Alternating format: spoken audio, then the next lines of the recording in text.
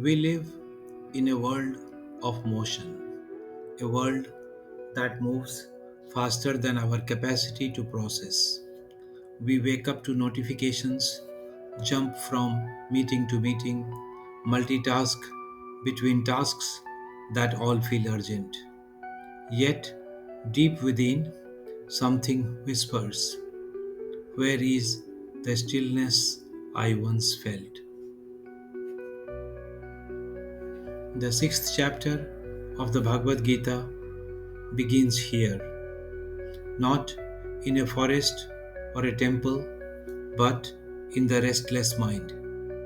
Krishna tells Arjuna, one who has mastered the mind finds a friend, and one who has not finds an enemy within.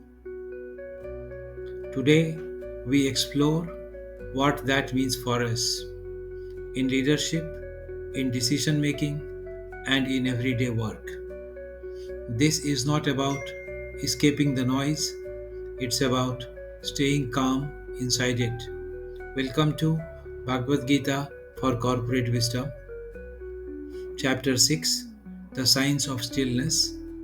I am Kishore Kumar Thakur, Executive Coach, Leadership Facilitator, and lifelong student of ancient wisdoms for modern leadership. And this is The Inner Compass with Kishore. Leadership as inner discipline. Krishna defines yoga not as withdrawal from work, but as mastery within work, the art of steadiness in action. He says, for the one who has conquered the mind, it becomes the best of friends. For the one who has not, it becomes the worst of enemies. In the corporate world, this is the difference between reaction and response. The reactive leader is controlled by events, by what is urgent. The responsive leader is guided by awareness, by what is important. The first creates noise, the second creates clarity.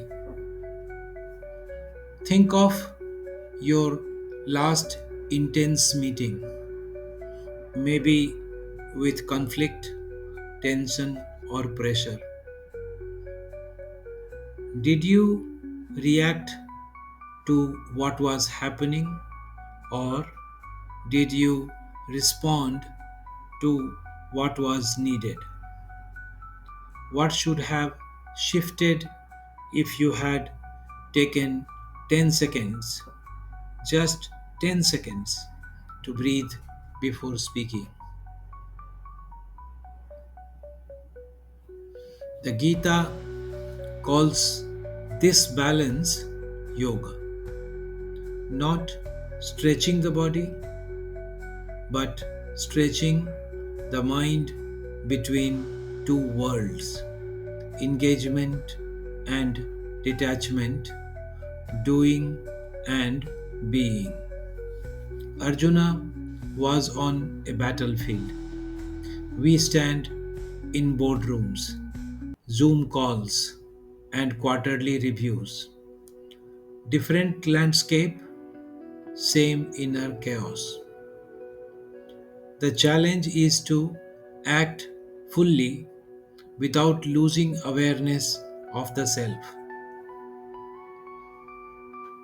Think of a leader who walks into a crisis calmly.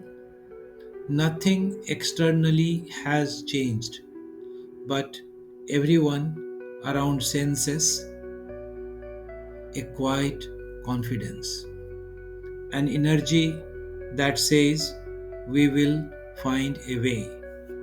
That is not charisma, that is centered awareness. When you walk into a room, what energy do you bring with you? Do you ground the chaos, or add to it? What helps you return to calm when the storm hits? The practice, creating your inner workspace. Krishna tells Arjun, choose a clean space, sit in stillness, and focus your awareness. He is not talking about escaping to the mountains. He is talking about designing mental space for awareness. Today, our yoga seat could be a quiet corner in your mind. One breath between tasks. 1 minute before you open that email. A leader's greatest workspace is not their desk, it's their inner desk. A 5-minute morning ritual before checking messages. A mindful breath before responding in meetings. A 2-minute silence before closing your laptop at night. Where is your inner workspace? What daily ritual helps you return to it? If you don't have one, what is one simple way to start creating it tomorrow morning? Arjuna confesses, Krishna, the mind is restless, turbulent, strong, and obstinate. Controlling it feels as impossible as controlling the wind. And Krishna agrees, yes, Arjun, it is difficult but possible through practice and detachment. Modern neuroscience says the same thing. What we repeatedly focus on, we strengthen. The Gita was the original manual for mental training. Our minds are like Slack or Teams, 100 open threads, each demanding attention. The goal is not to delete them, but to observe without being dragged into every ping. What distracts you most? People, pressure, or perfectionism? What would it look like to notice the distraction without judging it? Could you watch it like a cloud passing by instead of chasing it?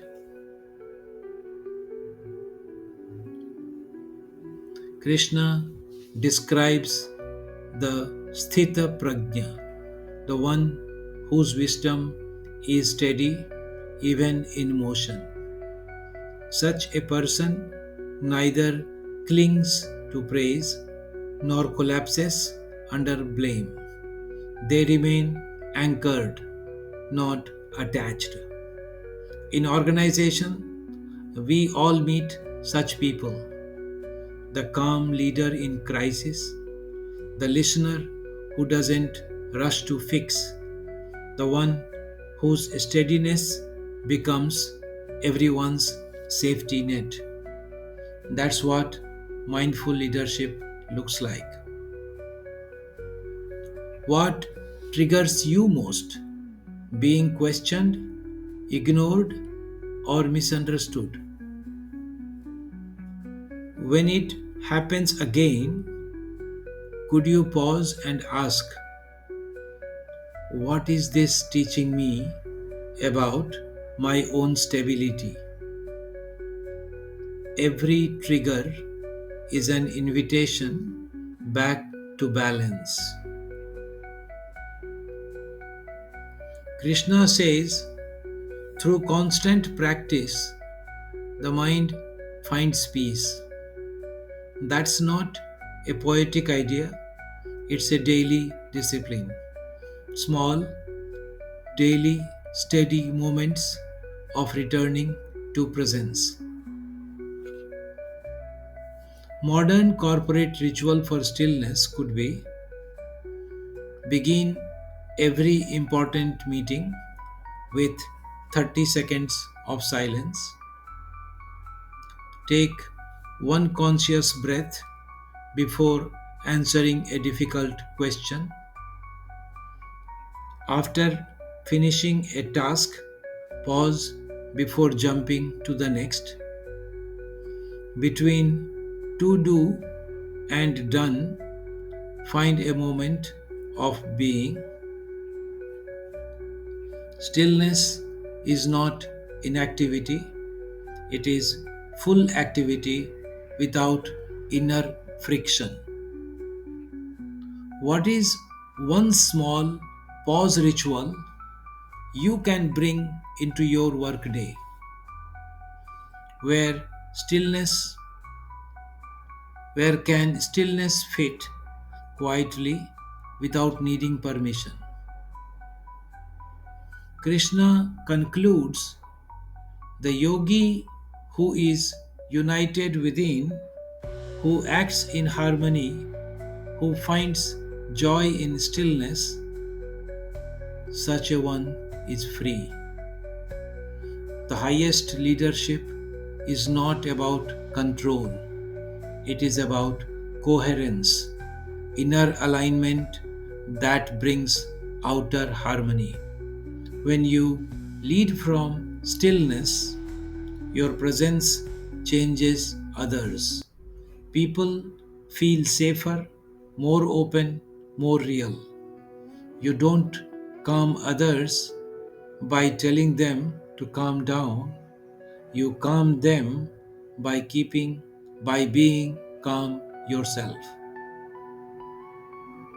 What would it look like if you were the calmest person in the room?